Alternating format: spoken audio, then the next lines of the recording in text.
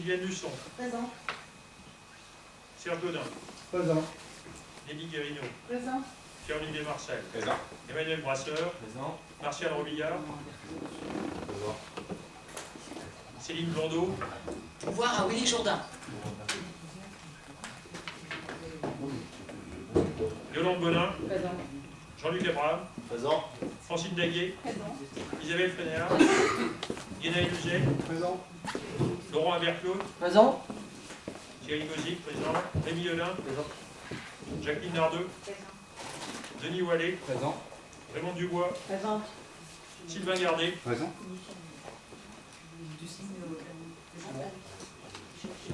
Merci. Donc en tout premier lieu, il y a l'adoption du PV du dernier conseil municipal. Qui a des remarques dessus? Personne, non? Non, on l'a relu, hein. Oui, oui, c'est bon. Non? On l'a relu, c'est bon. Ok. Donc je vous propose qu'on passe au vote. Qui est pour l'adoption de ce procès verbal? À l'unanimité, merci. Et je vais vous demander l'autorisation de rajouter une délibération. Alors c'est un vœu en fait. Un vœu concernant le projet de réforme des retraites du gouvernement. Donc qui vous est arrivé sur vos boîtes. Hein. Parce que d'habitude on mettait sur table, mais maintenant c'est sur tablette. Alors, qui est pour adopter ce vœu à la fin, en dernière délibération? Qui est contre? Qui s'abstient? Il n'y en a pas. D'accord. Donc, je vais commencer par vous faire part des décisions que j'ai été amenée à prendre depuis le dernier conseil municipal. Donc, le 12 janvier, un avenant numéro 1, un contrat de location de maintenance du parc photocopieur, imprimante et scanner du 1er janvier 2023 jusqu'au 31 août 2023 avec la société DBR qui est située à Angers pour un loyer trimestriel global de 1 337 € hors taxe. Coût à la copie noir et blanc pour 1000 copies, 2,70 € hors taxe. Coût de la copie couleur pour 1026 € hors taxe. Bien. Simplement pour les dates, je crois que Oui, du 1er janvier au 31 août 2023. Donc j'ai dit 2023 à chaque fois que j'ai mis la date. Non, là c'est 6 mois. Le 30 novembre, un avenant numéro 1 au contrat de maintenance et de location de téléphonie fixe auprès de la société Vistancom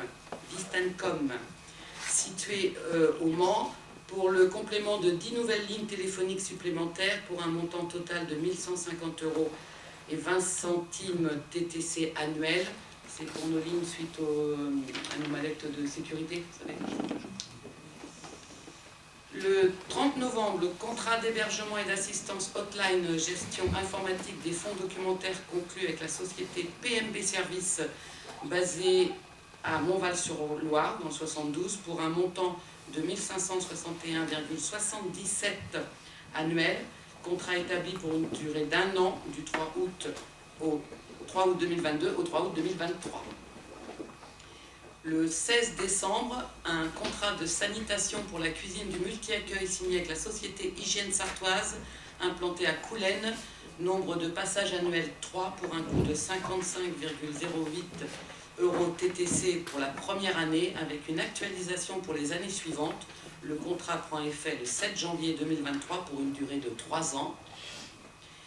Et enfin, le 6 janvier 2023, modalité de versement de la subvention exceptionnelle à l'Union sportive Arnage d'un montant de 15 000 €. C'était une décision du 4 mars 2022.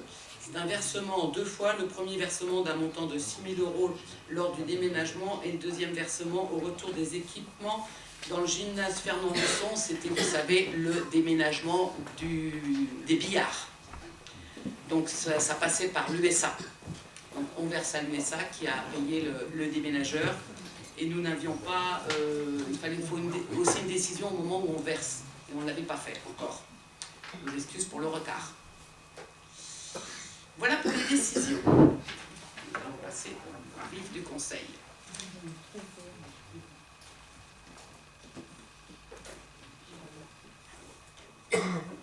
Première délibération, la modification du tableau des élus. Donc suite à la démission de M. Thierry Rebouillot, Et qu'il n'y a plus de personnes sur la liste de réserve, nous allons siéger maintenant à 27. Je vais vous lire le courrier qu'a fait Thierry au moment de sa démission. Et pour info, il m'a envoyé un petit texto il y a une demi-heure parce qu'il sait qu'on passait ça ce soir, donc il embrasse tout le monde. Donc, Madame le maire, par la présente, je vous présente ma démission de conseiller municipal délégué à la mairie d'Arnage pour des raisons d'éloignement géographique à partir du 1er janvier 2023. Après 8 ans et 9 mois en qualité de conseiller municipal, ajouté aux 34 ans et 4 mois comme agent municipal à la mairie d'Arnage, je viens de passer 43 années au service de notre charmante ville. Je remercie Thierry et Ève de m'avoir fait confiance pour ce rôle de conseiller municipal dans un premier temps et celui de conseiller délégué au patrimoine et à la voirie dans un second temps. Je pense que l'équipe municipale peut être fière des projets menés à bien depuis ces 2 dernières mandatures. La réhabilitation de la salle des fêtes, la bien nommée La Bulle, les travaux de la réfection de l'avenue nationale avec une première, la participation des habitants pour des propositions de réaménagement de cette belle avenue, le changement des chaudières à l'école Auguste Renoir, chaudière à Pelé, la rénovation du gymnase Fernand Luçon ainsi que les salles attenantes, billard, tennis de table et musculation sont des projets de grande envergure déjà terminés pour certains et en phase de réalisation pour d'autres. Mes chers collègues, j'espère qu'avec la conjoncture actuelle, vous pourrez continuer les projets prévus dans notre mandat. L'inflation, la baisse des dotations de l'État sont pour nous des freins pour mener à bien certaines réalisations. Mais je sais pouvoir compter sur vous pour trouver des solutions. Je voudrais saluer le travail de notre directrice de cabinet, de notre directrice générale des services, ainsi que l'ensemble des agents de la mairie d'Arnage. Sachez, mes chers collègues, que je ne vous oublierai pas, vous et l'ensemble des personnes qui œuvrent pour rendre des services de qualité à nos administrés et une vie communale très agréable. Que cette belle ville d'Arnage rayonne encore et pour longtemps. Voilà. Merci Thierry.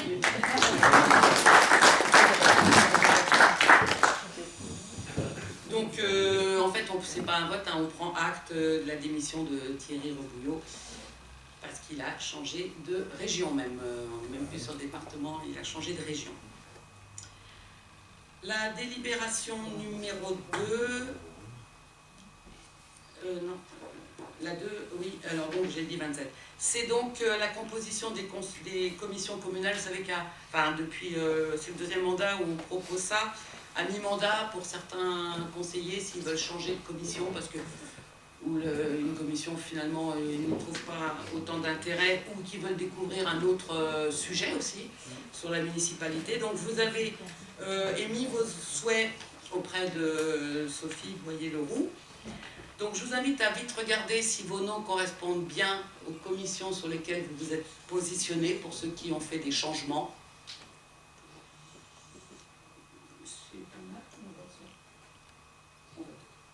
Donc c'est bon pour ceux qui avaient fait des changements, vous retrouvez vos noms dans les...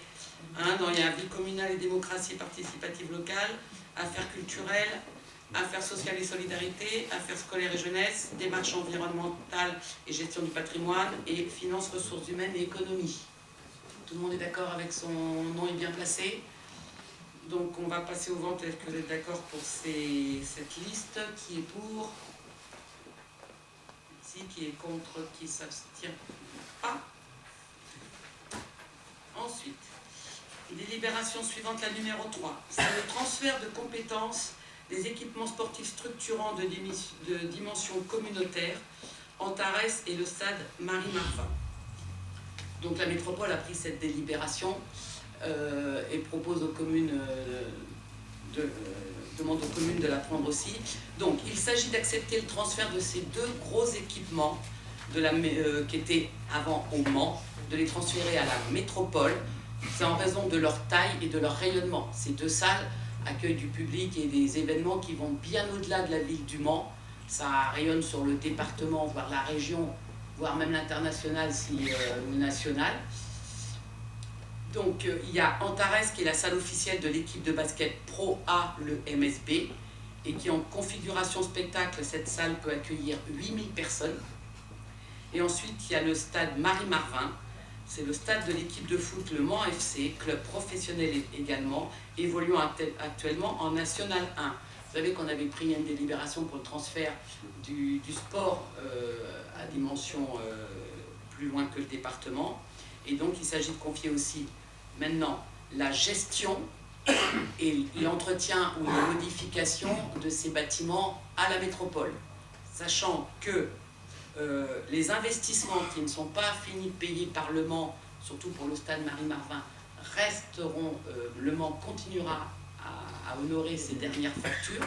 Dans la délibération, vous avez les montants et les mois qu'ils vont régler. Et pour Antares, il y a aussi une DSP que Le Mans va continuer à payer jusqu'à la fin de cette DSP.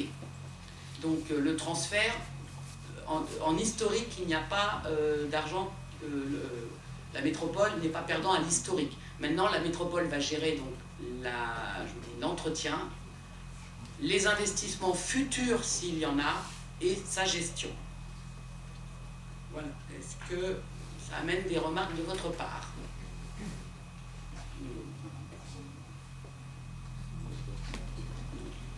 Bon, ben, je vous propose qu'on passe au vote alors. À partir du moment où le Mans garde l'investissement pour eux, c'est bien. Ben, ils gardent les factures de l'emprunt de ce gymnase, enfin de ce stade, hein, parce que donc c'était le stade MM Arena, hein, pour ceux qui voilà, et qui est passé maintenant Marie-Marvin. Oui, oui, je vous dis, ce qui n'a pas été encore fini de payer, Le Mans le paye. C'est les futurs investissements qui seront pris par la métropole. Oui, monsieur. Oui, un point sur ce sujet quand même. Au-delà de ça, je rappelle quand même, ça doit être en 2020, Le Mans Métropole a pris la compétence équipement sportif structurant. En fait, clairement, c'est des équipements qui ont vocation à dépasser, enfin, c'est pas uniquement pour la ville du Mans, c'est l'ensemble de la métropole qui des équipements communautaires, donc c'est pas choquant non plus. Je me dis même qu'il a fallu attendre, c'est 95 pour Antares, ça fait 26 ans. Oui, Dès le départ, ça aurait pu être directement intégré dans la communauté urbaine, comme ça se fait sur un certain nombre d'ailleurs de collectivités. C'est pas choquant que ce soit un rayonnement communautaire et donc que ça bascule dans... Mais pour les futurs, il y a en prévision une piscine olympique, ça manque quand même. Mais c'est et puis un stade athlé couvert. La réflexion même sur la piscine olympique, et même sur les piscines, on peut s'interroger. Mais c'est en réflexion, oui. Est-ce qu'une piscine, elle n'est pas uniquement pour les habitants de la commune? Est-ce que c'est plutôt des équipements qui ont vocation à être, qui ont une compétence communautaire? On voit celle d'Alonne, piscine, toutes les écoles, nous en tête, et beaucoup d'écoles du Mans vont dans cette piscine-là. Donc c'est une vraie réflexion. Moi je me félicite qu'on arrive enfin à... Parce que c'était un sujet compliqué. Un peu Boulard ne souhaitait pas franchir le pas, mais c'est dans la logique des choses. Je pense aussi. Oui, Raymond. Raymond d'après Emmanuel, vas-y. Moi je pense que... que oui, pour les équipements à venir, ok, mais je me pose la question pourquoi ils n'en ont pas profité, par exemple, de mettre le centre aquatique de... je ne sais pas si c'est en cours. Moi, j'ai posé la question à une réunion départementale et on m'a dit non, il n'en est pas question. Voilà ce qu'on m'a répondu pour le moment. Et parce que moi, nous, on l'utilise, on est un groupe Arnage, on l'utilise toutes les semaines et il y a beaucoup de gens de l'extérieur. Ça a été demandé par certains maires qui ont des piscines sur leur commune et qui, effectivement, je vous dis, nous, c'est d'Alonne parce que nos écoles vont à Alonne pour les cours. Mais c'est quand même, ça a été demandé, donc parce que les discussions, ça rayonne aussi. C'est pas fermé, c'est pas fermé. Mais pour l'instant, ils s'interrogent sur une autre piscine parce que ça manque quand même. Pour toutes les écoles ont du mal à avoir des cours. Alors c'était après Manu, vas-y. Effectivement, moi je trouve ça plutôt pertinent sur les équipements de cette ampleur-là. Après, c'est la question, c'est jusqu'où ça va et qu'est-ce qu'on peut s'attendre à voir comme évolution par la suite sur d'autres équipements importants, parce qu'a priori ce ne serait pas ridicule non plus d'avoir une gestion métropolitaine pour tout ce qui est salle de spectacle, pour tout ce qui est, je passe centre d'exposition, tous les équipements sportifs, effectivement l'ensemble des piscines autres. Donc aujourd'hui, c'est vrai que les métropoles ont quand même plus de ressources que les communes. Donc ça va voilà, dans une direction qui paraît assez conforme avec tout ce qui se passe aujourd'hui. Donc est-ce qu'il faut qu'on s'attende dans les années à venir à avoir de plus en plus d'équipements confiés à la métropole? C'est plus une réflexion. Il y a encore la réflexion est loin d'être aboutie. Ouais. Là, c'est toujours pas dans les tuyaux du tout, hein, pour les salles grosses salles de spectacle. Je partage l'analyse. Oui, mais peut-être, hein, tu sais, ça peut venir vite. Hein. Nous, déjà, le transfert du sport, les équipements, et derrière le transfert de compétences est allé assez vite. Hein, quand on commence à parler d'un sujet, après, vas-y Claire. Moi, ce que je veux... Mais t'as peut-être pas la lumière. Non mais rappuie, mais il n'y a juste pas de lumière. Ça marche là? Oui. Si, là ça marche. Ce que je voulais dire aussi, c'est dans l'air du temps, enfin, je ne vais pas dire dans l'air du temps parce que c'est un peu péjoratif, mais on est en pleine réflexion où on doit mutualiser nos équipements, parce que c'est ridicule, comme il y avait une époque où c'était à qui avait le meilleur équipement, maintenant il faut qu'on mutualise pour pouvoir assurer justement... Les faire vivre surtout après. Les faire vivre et assurer un bon service public. C'est pas tout les construire, hein, il faut les faire vivre après les équipements. Et les entretenir. Voilà. Donc moi je trouve ça très bien. Ok. D'accord. Plus d'intervention, on passe au vote. Qui est pour le transfert? Qui est contre? Qui s'abstient? Il n'y en a pas. Délibération suivante, convention d'instruction des enseignes, préenseignes de publicité entre la commune du Mans et la communauté urbaine du Mans, le Mans Métropole. Jannick. Oui, donc là c'est une... Oui, là c'est... Donc là c'est une convention, je dirais même peut-être même une reconduction, parce qu'il faut savoir que la ville d'Arnage avait déjà un règlement de publicité, qui était déjà adopté depuis fort longtemps. Et là, depuis le PLUI du 30 janvier qui a été approuvé, donc on nous demande que ce soit la métropole qui inscrise tous nos dossiers. Et comme c'était déjà la métropole qui inscrivait nos dossiers avant, donc là, je peux dire que c'est une reconduction de ce qui a été fait avant. Donc là, entre autres, c'est pour encadrer tout ce qui est enseigne, préenseigne et panneaux publicitaires. Donc sur la ville d'Arnage, il y avait déjà très peu d'infractions, puisque bon, on avait déjà un règlement. Et donc là, disons qu'ils ont moins de travail sur Arnage que sur certaines autres communes. Mais bon, on peut s'en féliciter quand même. Si vous avez lu la convention qui va avec, hein, la page 5 sur 5, à la fin, il est noté... l'avant-dernier chapitre, les postes de la commune devront respecter les prérequis techniques et tout ça, et que ça pourrait être à notre charge. Alors, pas d'inquiétude, nous n'avons pas besoin d'acquérir de logiciel particulier, nous. Voilà, donc c'est vraiment... C'est quand même à titre gratuit aussi. Oui, mais sauf si on ne pouvait pas avoir leur... Donc nous, on n'a pas besoin de s'équiper pour accueillir ce logiciel. C'est un... Voilà, c'était le seul petit point si il y en a qui s'inquiétaient. Donc, est-ce que vous êtes d'accord pour signer cette convention? Qui est pour? Qui s'abstient? Qui est contre? Il n'y en a pas.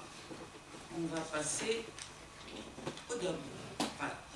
On va passer au débat d'orientation budgétaire suite au rapport d'orientation budgétaire que vous avez tous eu et tous bien lu.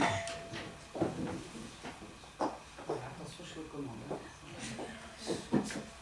Personne ne rit. Ah non, déjà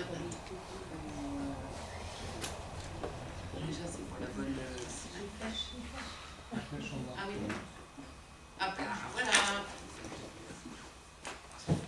Donc,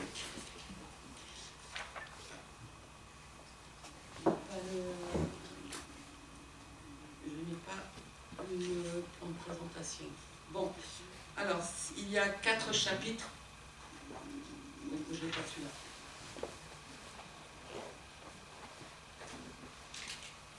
Bon. Pour vous expliquer comment ça va se passer, il y a 4 chapitres. Le premier va être sur le contexte et le projet de loi de finances. Le deuxième sur les orientations du budget primitif 2023. Il y aura les recettes de fonctionnement et je vous inviterai à débattre après, quand je l'aurai passé. Ensuite, les dépenses de fonctionnement, pareil, le débat se fera après. Ensuite, en 3, on aura l'état de la dette et la situation financière de la collectivité, débat. Et les projets d'investissement pour 2023, débat. Par contre, au fur et à mesure des pages qui vont s'afficher, s'il y a des questions, pas débat, mais une interrogation, là par contre, vous n'hésitez pas à interrompre. D'accord? On fait comme ça? Oui. On y va. Donc, les prévisions économiques 2023 nationales. Le PIB, alors je vous ai mis un petit glossaire hein, sur vos tables, sauf à Thierry parce qu'il les connaît tous par cœur.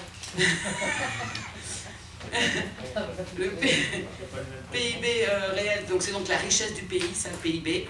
Et l'IPCH, c'est en fait l'inflation, pour faire court. Donc le PIB a augmenté de 2,6% en 2022, alors qu'à la même époque, l'an dernier, on prévoyait une augmentation de 3,6%. Donc vous voyez, finalement, la richesse du pays, c'est moins accrue que prévu. Et l'inflation, par contre, elle est de 5,8% en 2022, et il était prévu, l'an dernier, une inflation à 1,5%. Donc là, par contre, l'inflation, elle a bien pris. Cette situation est en partie due au contexte géopolitique actuel et a pour conséquence une perte importante du pouvoir d'achat des ménages malgré quelques aides de l'État.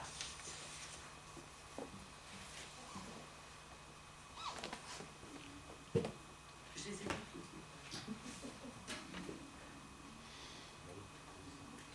Normalement, j'ai ça.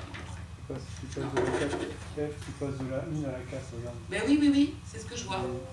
Toutes les pages ne s'affichent pas. C'est normal, je suis aux commandes. Hein. Quand j'appuie sur toutes les flèches, j'ai pas toutes les pages. C'est un truc de dingue, ouais. Donc, C'est la même chose. ah mais t'es là, c'est qu'évidemment. Moi aussi, on passe de 1 à 4, après à 10, Ah, c'est celui-là.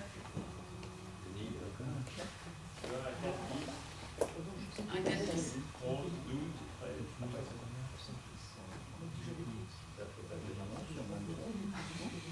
Bon, pas sorti du texte, enfin pas bon. Donc, une forte inflation soutenue par le contexte international, la croissance du PIB, on vient d'en parler, le taux de chômage, il est attendu pour 2023 à 7,4% de la population active. Il pourrait atteindre 8% d'après l'OCDE, qui est l'organisme, vous l'avez sur votre truc, l'organisme... Coopération et développement économique. D'accord. Et par contre, c'est un des plus bas taux depuis 10 ans. En 2022, l'activité économique en France elle est fortement affectée et des incertitudes restent fortes. La situation internationale toujours instable, les coûts des approvisionnements en énergie et matières premières alimentaires et la possible cessation des aides de l'État serait la fin du quoi qu'il en coûte. Quels impacts pour les collectivités? Eh bien, la hausse forfaitaire des bases, décidée par l'État sur les taxes d'habitation, les taxes du foncier bâti, les taxes du foncier non bâti, est de 7,1%. Elle a déjà un impact sur les ménages, principalement au bénéfice de l'État. La suppression à terme de la contribution à la valeur ajoutée des entreprises, la CVAE. Pour les collectivités locales, la CVAE sera remplacée par une fraction de TVA dont on ne connaît toujours pas les conditions de reversement. La hausse de l'enveloppe nationale de la dotation globale de fonctionnement de 320 millions d'euros affichée par l'État, mais dans les faits, notre DGF a diminué en cumulé de 112 500 euros. Et pour les collectivités, il y a des dispositifs comme l'amortisseur électricité. On pourrait sous toute réserve en bénéficier. Sous toute réserve. Quel est l'impact de cette loi pour la commune d'Arnage? La loi de finances 2023 aura des impacts financiers tant sur les recettes que sur les dépenses. Sur les recettes, la hausse des bases décidée par l'État aura pour conséquence des recettes supplémentaires estimées aujourd'hui à environ 150 000 euros. À ce jour, la commune d'Arnage ne remplit pas les conditions pour bénéficier du filet de sécurité. C'est pour cela qu'en attendant le vote du compte administratif, nous avons fait le choix de ne pas faire de demande d'acompte. On va attendre le vote, on ne sait jamais. Nous pouvons heureusement compter sur le soutien de Le Mans Métropole, avec le fonds de concours de Le Mans Métropole, dont j'ai déjà parlé au vœu. Les 3 millions d'euros ont été débloqués par la métropole pour aider les communes membres à absorber une partie des hausses de dépenses en fourniture d'énergie. La commune d'Arnage pourrait toucher 100 000 euros au titre de cette aide. Alors, les orientations pour le budget primitif, là, on y est. Donc, synthèse de l'évolution des recettes communales. Il s'agit pour 2023 de simulations minimisées par prudence. Pardon ? Minimisées par prudence, certaines recettes ainsi que les compensations versées par l'État en 2022 ne sont pas connues à ce jour. Donc vous voyez pour les impôts et taxes une augmentation de 1,28%, c'est une évolution mesurée. On passerait de 5 040 000 à 5 100 000. Et pour les dotations, subventions ou participations, il y a une augmentation de 11,27%, mais qui est en partie due à l'aide de la métropole avec les 100 000 euros, et un report de versement de la CAF de 60 000 euros qu'on n'a pas eu en 2022 et qu'on aura en 2023. Donc ça vient grossir ce chiffre pour 2023. C'est pour ça. Donc, mais nous restons vraiment prudents, nous sommes en responsabilité, cela nous oblige à beaucoup de prudence. Donc ça, c'est le graphique qui correspond aux chiffres précédents. 90% des recettes, vous le voyez, de la commune proviennent des impôts et dotations. Et en produits de service, vous voyez 8%. C'est un produit de service faible au regard de la proportion des recettes, car c'est une volonté de notre part de conserver des tarifs accessibles à tous.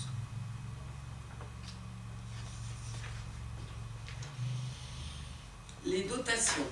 Poursuite de l'écrêtement de la DGF, de la dotation globale de fonctionnement, pour Arnage. Entre 2014 et 2022, la DGF versée à la commune d'Arnage aura été divisée par 3, passant de 1 million à 317 260 euros pour 2022.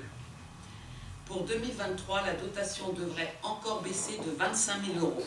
Nous percevrons 291 469 euros. Nous avons perdu plus de 708 000 euros depuis 2014. Ce sont des pertes nettes au profit d'investissements dont la commune aurait bien besoin. Dans un même temps, je vous rappelle que nous avons fait le choix de maintenir le niveau de service public au service des Arnageois. En clair, nous avons trouvé le moyen, pour l'instant, de compenser cette perte de recettes. Donc voilà le graphique qui montre bien l'évolution de la DGF de la commune. Alors là, il n'est qu'à partir de 2020, mais vous voyez, on a perdu 39 000 euros, en 2021 on perd 55 000 euros, en 2022 17, et pour l'an prochain 25 000 euros. Vas-y. Qu'est-ce qui peut expliquer, comment peut-on comprendre cette baisse de la DGF qui à un moment s'était stagnée, puis qui recommence encore? C'est quoi, c'est sur les recherches de la commune? Il y a des clés... Oui, vas-y. Quelques éléments. Le premier, la structure de la DGF. Juste une correction, sans rentrer dans le détail. 700 000 euros, c'est la perte annuelle. Ce n'est pas la perte cumulée depuis 2014. Puis, parce que 2014, 2015, 2016, c'était 500 000 euros.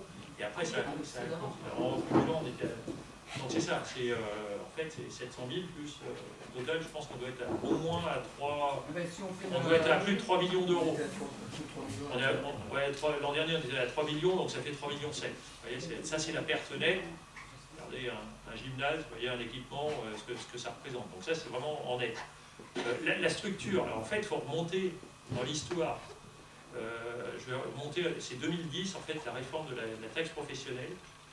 En fait, la taxe professionnelle, on avait ce qu'on appelle des allocations compensatrices de taxe professionnelle qui a été intégrée dans le calcul de la DGF. Et donc notre structure de DGF, elle était faite à 50% de la somme que nous aurions dû toucher et de 50% de ces allocations de compensatrices de perte qui étaient sur la taxe, sur les salaires, de la taxe professionnelle, donc à hauteur de 500 000 euros. Donc ça, en fait, quand il y a eu la réforme, on a perdu déjà cette partie, donc au moins la moitié, et en fait, on est toujours, elle n'a jamais stagné, elle a continué à baisser parce qu'en fait, on est écrété. On est écrété, c'est-à-dire qu'aujourd'hui, on considère qu'au regard de la fiscalité, notamment, la fiscalité et des ressources dont bénéficie la commune, que nous sommes une commune avec des ressources importantes, et donc en fait, elle est écrétée au profit de communes qui ont moins de capacité. Voilà, donc il y a une péréquation, et l'écrêtement, même si les annonces gouvernementales ont été faites pour dire l'écrêtement, il est supprimé pour 95%, vous voyez, Arnage est dans les 5% restants, et donc il continue sur 2023, avec une finalité, on en a déjà parlé depuis plusieurs années, on sait qu'à la fin, il ne restera pas de DGF. Et normalement, la DGF tient compte de la superficie de la commune et de la population. Voilà. Une petite question à poser là-dessus. En fait, ce qu'on nous dit, c'est qu'on a un potentiel fiscal important, donc on nous baisse notre DGF. C'est juste pour être sûr, Thierry, si tu sais me répondre, en fait, il n'est pas calculé sur l'impôt qu'on va prélever à l'instant T. Il va être calculé sur un historique, et que même si on augmentait, imaginons qu'on augmente beaucoup l'imposition, on n'aurait pas pour autant un potentiel fiscal qui diminuerait, qui nous permettrait de récupérer de la DGF. Là, sur cette réponse, après, il ne faut pas faire trop de technique non plus, essayer de se reconcentrer, mais simplement, en fait, quand on a supprimé la taxe professionnelle, quand a été supprimée la taxe professionnelle, l'État a fait le choix de donner des compensations. C'est-à-dire qu'en fait, et en gros, nous on a reçu des compensations de mémoire, ça doit être, c'est 2 800 000 euros. Ça veut dire qu'il y a 2 800 000 euros de notre budget qui, à un moment, était, je dis une bêtise, 1,8 million, c'était autour de 2 millions, un peu moins de 2 millions d'euros. C'est 1 800 000 euros sur un budget qui pèse 6 millions, qui dépendait de la taxe professionnelle. La taxe professionnelle, il faut savoir que c'était 75% des recettes fiscales de la commune.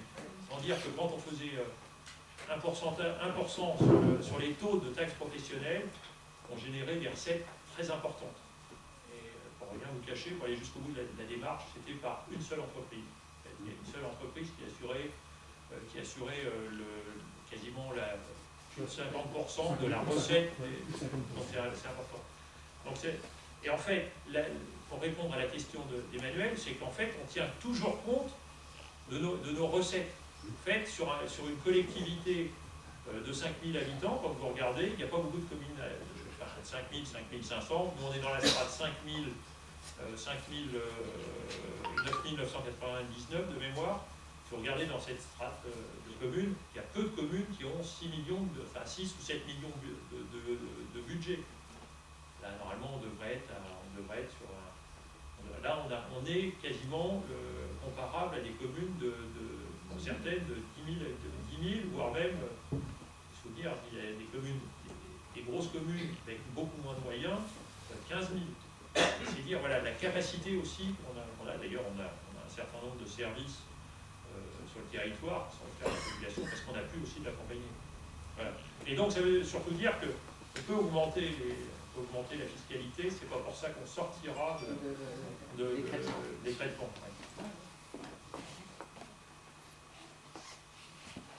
Donc, voilà l'évolution de la fiscalité directe à Arnage. Donc, vous voyez le total, l'évolution du produit fiscal de la commune totale d'environ 200 000 euros supplémentaires s'explique en partie par l'augmentation des bases décidées par l'État. Mais cette augmentation ne permet pas de compenser l'inflation que nous allons subir. 250 000 euros rien qu'en fourniture d'énergie. Vous voyez, de toute façon, ça ne compensera pas. Et la présente simulation pour 2023 ne tient pas compte d'un éventuelle hausse du taux qui pourrait être décidé par la commune. Cette réflexion sera portée au conseil municipal du BP. Vous voyez les augmentations de chaque taxe. La part des recettes fiscales sur lesquelles nous avons un levier, donc la ville conserve le pouvoir des taux uniquement sur 51% des sommes des taxes et impôts. Je ne sais pas si vous voyez en noir, ouais, donc c'est 5 105 530 euros de taxes et impôts, et on a la main sur 2 639 270. Les autres recettes de la commune, les autres recettes, nous ne faisons que constater la recette, car il s'agit de dotations, de compensation d'anciennes taxes ou de dotation de solidarité, comme le FPIC ou le Mans Métropole, là, cette année, qui va nous aider. Mais voilà, on n'a pas la main sur tout. Alors, est-ce qu'il y a des réactions sur cette partie recette? J'invite à débattre. Une petite question, parce qu'en fait, on dit les coûts d'énergie aujourd'hui, 250 000 € de dépassement, c'est ce qu'on dit sur l'année, annoncé.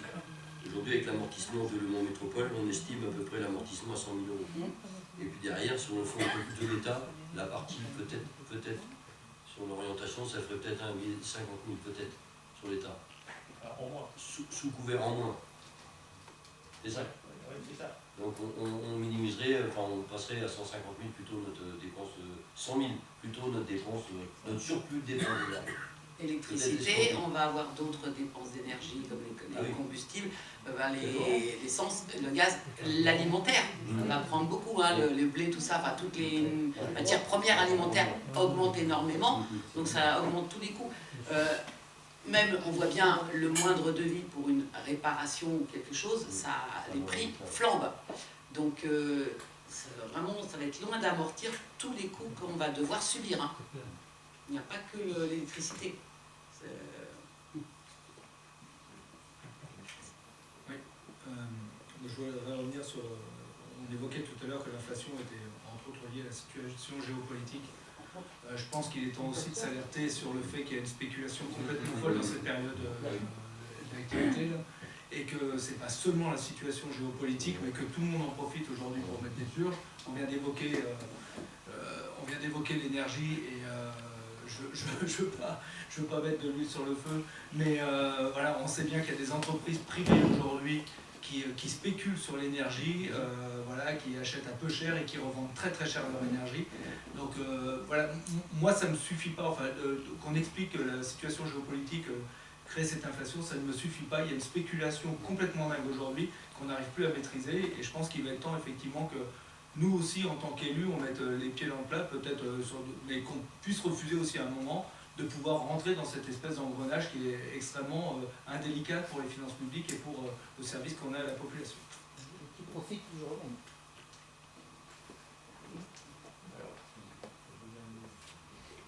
Je veux bien intervenir sur la partie de la fiscalité. Il y a quand même un point qui est central, c'est que la perte du pouvoir fiscal pour la commune. C'est quand même un élément important avec la suppression de la taxe d'habitation. Et on était à 800 000 € de TH, aujourd'hui on est à 25 000. On a gardé le foncier jusqu'à, j'ai toujours tendance à me méfier, jusqu'à un candidat, la prochaine présidentielle, il y a un candidat qui annonce qu'il supprime la taxe foncière, et puis là on se retrouvera en culotte forte, hein, je peux me permettre l'expression. Donc aujourd'hui on voit bien quand même notre difficulté, c'est qu'on subit, clairement, on subit des chocs externes sur lesquels il faut intégrer. Tout à l'heure, on a parlé d'énergie. Certes, le taux de 7,1, mais on voit, enfin, pour aller au bout de la démarche, on voit quand même que la suppression de la taxe d'habitation, on s'est dit, oui, c'est une mesure de pouvoir d'achat. Quand on voit que on augmente les bases de valeur locative de 7,1%, c'est quand même qu'il y a... Vous voyez comment c'était artificiel. C'est-à-dire qu'en fait, à un moment, on supprime une taxe, et par contre, on va augmenter de 7,1 celle qui reste. Bon, ça pose question. Deuxième sujet, on l'a déjà évoqué sur la suppression de la taxe d'habitation, c'est quand même la suppression du lien fiscal entre le citoyen et sa commune. Est-ce que c'est uniquement les propriétaires fonciers qui doivent porter? Ça, c'est un débat. J'ai tendance à penser que ça ne devrait pas être le cas. C'est pas gratuit un service municipal. C'est la collectivité dans son ensemble qui paye et qui participe à l'effort communal. Donc je voulais faire ce point. La difficulté. Alors sur l'intervention de Willy, oui, on subit. Je suis assez d'accord. Il y a un certain nombre d'acteurs du marché, notamment, qui sont basés dans des paradis fiscaux. Il ne faut pas se voiler la face. Aujourd'hui, il y a 5 producteurs d'électricité, il y a 34 acteurs sur le marché. Vous voyez, 5 producteurs, 34 acteurs, dont une bonne partie dans les paradis fiscaux. On voit bien que la finalité n'est pas la même. Alors après, l'État a quand même, Ève l'a évoqué quand même au début de son propos, a quand même mis en place un certain nombre d'amortisseurs aussi pour absorber le choc. Aujourd'hui, moi où je veux alerter, c'est que malheureusement, alors je sais, j'ai le sentiment, on a eu l'occasion de l'échanger dans la commission, j'ai le sentiment que le prix de l'énergie, on n'est qu'au début d'une hausse, et que on ne descendra pas. On est au début de... La difficulté, moi la contrainte, ce qui m'inquiète, c'est que je pense que l'État n'aura pas les moyens d'accompagner au fur et à mesure les aider. Parce que je vous rappelle quand même que depuis le 1er février, les particuliers, on a limité à 15%. Les collectivités, il y a l'amortisseur électricité qui va quand même permettre d'absorber une partie du choc, même si ça ne résout pas toutes les difficultés. Mais on voit quand même qu'on est au début d'un processus et que le choc sur l'énergie, il risque d'exister dans la durée. Il faudra aussi trouver les moyens d'absorber. Donc, après, j'entends la remarque, elle est pertinente. Se dire qu'il faut qu'à un moment, l'État régule. Notamment, on voit quand même l'effet de la libéralisation d'un marché. Ça, c'est clairement, c'est quand même ça qui est derrière. On ouvre au libéralisme à tout prix, et puis on voit les conséquences quand il arrive des catastrophes. Aujourd'hui, je pense que l'Ukraine a le dollar. Oui, mais c'est une. L'Ukraine a le dollar. Ils sont tous bien engouffrés derrière. Voilà, mais.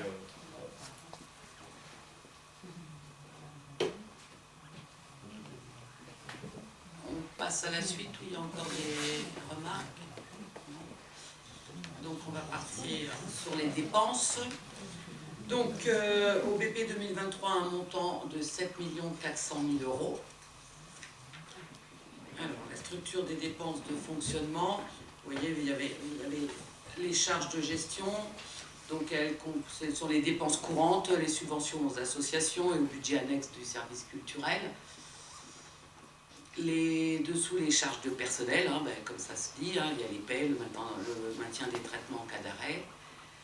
Les atténuations de produits, donc là c'est des petites sommes, 30 000, les contributions de la commune au FPIC et les amendes, l'amende loi SRU, entre autres. Je vous donne quelques charges dans les charges financières, c'est les intérêts annuels de la dette. Et les autres dépenses, on a des charges exceptionnelles comme les titres annulés, les contentieux, le provisionnement pour risque. Voilà pour le gros des sommes. Et voilà, ça se traduit comme ça en graphique. On voit l'évolution, en bleu les charges de gestion, l'évolution et les charges de personnel. On va faire un petit focus plus loin. Et puis les autres, elles sont plus petites. Donc un focus sur les dépenses d'énergie, je crois que le graphique là il parle pour lui-même. Hop là, pardon, c'est quand même net. Donc on prévoit une augmentation là en tout de gaz et électricité de 256 000 €, une prévision. Et là l'évolution des dépenses de personnel. Donc là ça s'explique par la revalorisation du point d'indice et de la prime inflation pour toutes les catégories et tous les statuts. Et pour 2023, les charges seront impactées par la revalorisation du point d'indice et le reclassement des agents de la catégorie C. Et cette évolution s'explique aussi par notre volonté de maintenir malgré la crise un niveau de service et de prestation de qualité. Et nous avons aussi, rappelez-vous, une politique de résorption de la précarité avec des titularisations d'agents en contrat. Voilà ce qui fait que l'évolution des dépenses de personnel.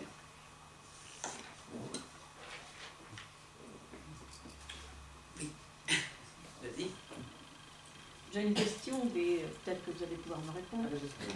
À nous tous peut-être. Charges financières, alors, charges financières, donc en 2022, il y avait 556 009, et pour 2023, 83 000. Alors, est-ce que c'est grâce à la renégociation? Bon, c'est ce que je pensais, mais enfin, un peu plus loin, mais parce que c'est quand même une très grosse différence de... Oui. Bon. On était à la page charge financière, oui. Oui. Ben, l'année 2022 est l'année de notre négociation. Alors ça fausse un peu les chiffres 2020, 18, 19, 20, 21, 22, cette renégociation, et 23, 24 va reprendre le cours, mais la dette, on va en parler un petit peu plus loin. Mais oui, c'est ça. Bon, merci. Non, pas d'autres réactions sur les dépenses? Oui, en fait, je ne vais pas reprendre les propos, Ségéna. Oui, Je ne vais pas reprendre les propos de Thierry et Willy, on en avait longuement discuté à la commission, mais oui, je partage le... Alors, je voulais attendre justement, parce que ça fait partie des dépenses, le partage sur les coûts d'énergie. Moi, je voudrais insister là-dessus parce que, comme tu disais tout à l'heure, Thierry, la libéralisation du marché n'a pas été bon du tout et n'est pas bon aujourd'hui, ça se vérifie. Hein. Et moi, aujourd'hui, ce qui m'embête un peu, et je suis comme toi, oui, je pense à la même chose, il faut que nous, en tant qu'élus et citoyens, on puisse faire quelque chose, mais je ne veux pas qu'on ne puisse pas faire grand-chose aujourd'hui, c'est le marché qui décide, encore une fois.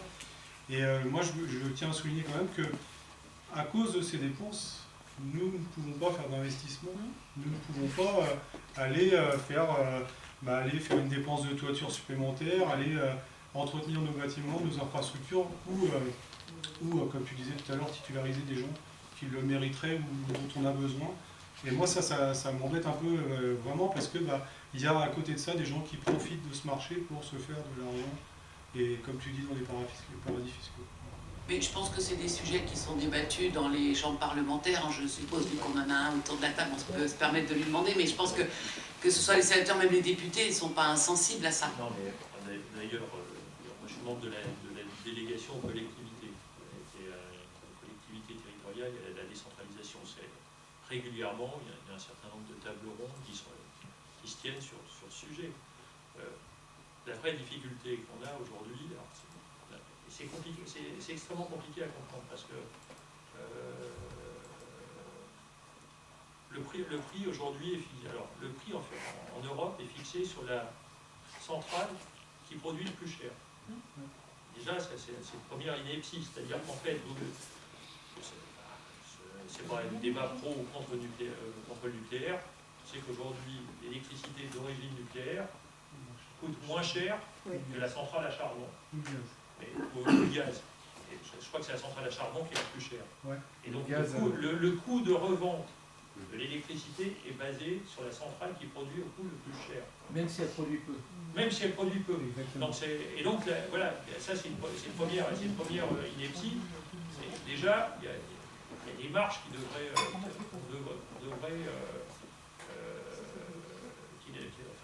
rien sur le prix. Déjà, la détermination du prix, il y a un problème. C'est pas logique, ça fonctionne de cette manière-là.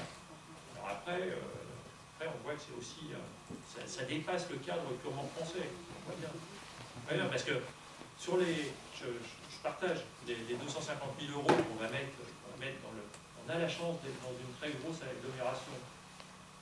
Imaginez quand même, on peut aussi se féliciter d'être dans le Mans Métropole ce soir. Quand on se dit que la métropole va prendre un tiers des dépenses d'énergie de l'ensemble des communes par un fonds de concours, très honnêtement, je vois bien, les intercos, les communautés de communes n'ont pas les moyens d'engager ces possibilités. Donc c'est aussi un accompagnement qui peut se faire. Le deuxième, c'est l'accompagnement de l'État, et c'est aussi des investissements qu'on ne fera pas dans l'éducation ou dans le... En fait, c'est tout le système qui est aujourd'hui est vicié, donc les cas reprendre complètement. Mais... La difficulté, c'est que là, on est quand même dans l'urgence. Enfin, cette crise d'inflation, c'est ce que je vous ai expliqué tout à l'heure. Début 2022, on anticipait 2,1 d'inflation. À la fin de l'année, on est à 6. Et le gouverneur de la Banque de France a indiqué qu'ils espèrent un retour à un niveau d'inflation qui estime à 2 fin 2024. Vous voyez, on sait qu'encore 2023, mais il y a un moment, cette énergie, moi je suis toujours optimiste, l'espoir qu'à un moment, du moins ça se stagne, on va continuer, parce qu'il y a un moment quand même quand on ne va plus pouvoir payer. Il Il y a un moment, à ce rythme-là. Qu'on soit en tant qu'individuel ou en tant que commune, il y a un moment, on ne va plus pouvoir. Qu'est-ce qui va se passer? Donc il y a bien un moment où et je parle bien des États parce que ça doit être européen, je pense que tous les chefs de gouvernement devraient quand même à un moment dire il faut que ça s'arrête. Arrêtez de spéculer, arrêtez de vous en mettre plein les poches, parce que pendant ce temps-là, c'est des pays complets qui vont... Donc c'est des communes les unes après les autres, des villages, des villes, et des départements, et des régions, et un pays qui va couler. Parce qu'on ne pourra plus payer.